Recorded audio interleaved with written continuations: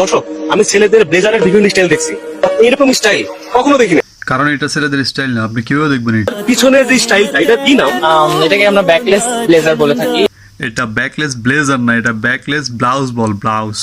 সবাই আশ্চর্য ভাবে তাকাচ্ছে এটা, কারণ ছেলেরা কখনো এই ধরনের আউটফিট পরে না। ছেলেদের পোশাকের এতই অভাব পড়ছে যে তোমার মতো ব্যাকলেস ব্লাউজ পরবে। But আমরা চাই মানুষ বিভিন্ন ধরনের স্টাইল ট্রাই করে, তো আমি ট্রাই করি যে এই ধরনের পোশাকও প্রমোট করতে in some way। না ভাই থাক, তোমার এইসব প্রমোট আমাদের দরকার নাই।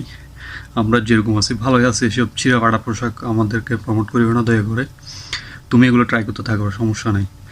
আমি তোমাকে একটা আইডিয়া দিচ্ছি, এটা যেহেতু গরমের সিজন, তুমি একটা কাজ করো, কক্সবাজার যাও, সেন্ট মার্টিন যাও, তারপর মালদ্বীপ টালদ্বীপ গিয়ে ঘুরে আসো। ওইখানে গিয়ে বিকিনি ট্রাই করো এবার, তোমাকে অনেক সুন্দর লাগবে। তোমার মধ্যে একটা টাইপের ভাব আছে, আমি বুঝতেছি। ওটা বললে তোমাকে অনেক মানাবে, সুন্দর লাগবে।